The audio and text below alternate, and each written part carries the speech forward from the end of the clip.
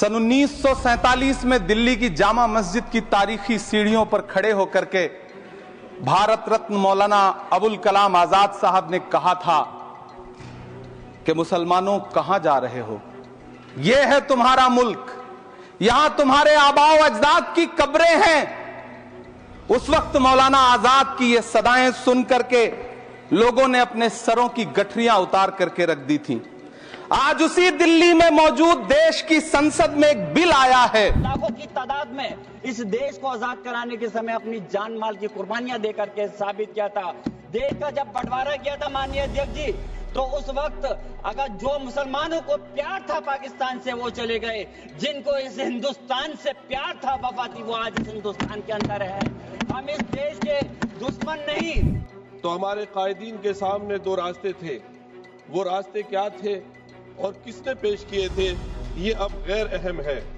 असल बात ये है कि हमारे रहनुमाओं की दूरंदेशी और अक्लमंदी की बदौलत मुल्क में हर मजहब को परवान चढ़ने, फलने फूलने और अपने इदारे चलाने की आजादी दी गई। ये हमारे देश के कुछ नेता हैं जिनका मानना है कि इनके पूर्वजों ने भारत को अपना देश माना। बंटवारे के समय यानी कि 1947 में उन्होंने पाकिस्तान जाने की बजाय भारत को चुना और इनके मुताबिक अब वक्फ बिल को लेकर इनके साथ भारत में नाइंसाफी हो रही है। इनके इस बयानों की वजह से एक चर्चा छिड़ गई कि उस वक्त ऐसा क्या हुआ था कि बंटवारे के बाद सारे मुसलमान पाकिस्तान नहीं गए।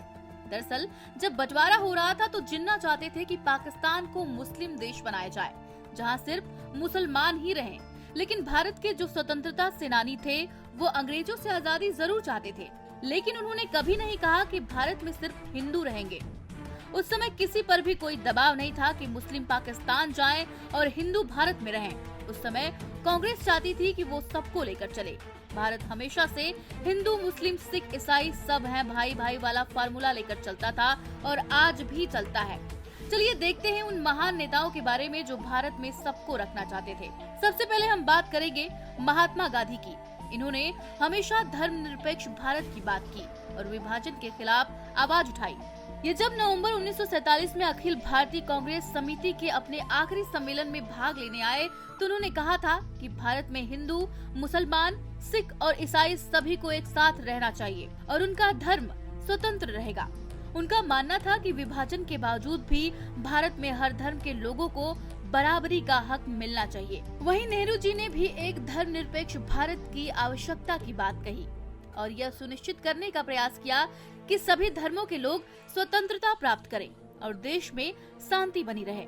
उन्होंने यह कहा कि भारत में सभी धर्मों का सम्मान किया जाएगा और धार्मिक विभाजन को बढ़ावा नहीं दिया जाएगा। नेहरू ने यह बयान 14 अगस्त 1947 को संविधान सभा में दिया और विभाजन के बाद भारत की स्वतंत्रता के समय बार बार इस पर जोर भी दिया। इसके अलावा सुभाष चंद्र बोस, जिन्होंने भारतीय राष्ट्रीय कांग्रेस से अलग होकर भारतीय राष्ट्रीय सेना का गठन किया, ये भी एक धर्मनिरपेक्ष भारत के पक्षधर थे। उन्होंने ब्रिटिश साम्राज्य के खिलाफ लड़ाई में सभी धर्मों के लोगों को एकजुट किया था।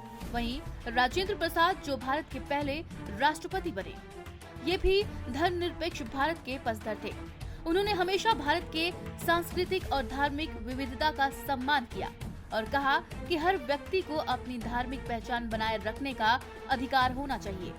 और सरदार वल्लभ भाई पटेल, जो भारत के पहले गृह मंत्री थे, उन्होंने यह सुनिश्चित करने का प्रयास किया कि भारत में विभिन्न धर्मों के लोग एक साथ रहें। हालांकि वे विभाजन के पक्ष में नहीं थे, लेकिन उन्होंने भारत की एकता बनाए रखने के लिए कठोर कदम उठाए और विभाजन के बाद शांति बनाए रखने का प्रयास किया। कुल मिलाकर 1947 में बंटवारा मजहबी जरूर था, पर फैसला सबका एक जैसा नहीं था। उस वक्त करोड़ों मुसलमानों की जड़ें भारत में थी। उनके घर, जमीन, कारोबार और रिश्तेदार यहीं थे, जिन्हें छोड़ना मुश्किल था। महात्मा गांधी और नेहरू ने धर्मनिरपेक्ष भारत का भरोसा दिलाया, जिससे कई लोगों ने यही रहने का निर्णय लिया। इसके अलावा कई मुस्लिम समुदाय राजनीति, शिक्षा और प्रशासन में सक्रिय भूमिका निभा रहे थे और उन्हें भारत में अपना भविष्य दिखाई दे रहा था। विभाजन की हिंसा और डर के कारण भी बहुत से लोग नहीं जा सके या उन्हें निर्णय का अवसर नहीं मिला। उधर पाकिस्तान में देखें तो आयशा जलाल की एक किताब द सोल स्पोक्समैन के मुताबिक जिन्ना ने सेकुलर पाकिस्तान की बात कही थी, लेकिन खास तौर पर शिया और अहमदिया मुसलमानों को चिंता थी कि पाकिस्तान को इस्लाम के नियमों या सख्त सुन्नी शरिया के हिसाब से चलाया जाएगा।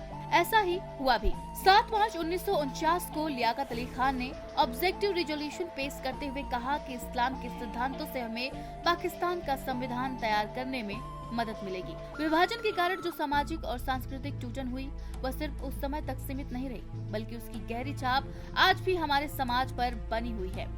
वक्फ संशोधन बिल को उसी नजरिए से देखा जा रहा है। इस पर आप क्या सोचते हैं, हमें कमेंट करके जरूर बताएं।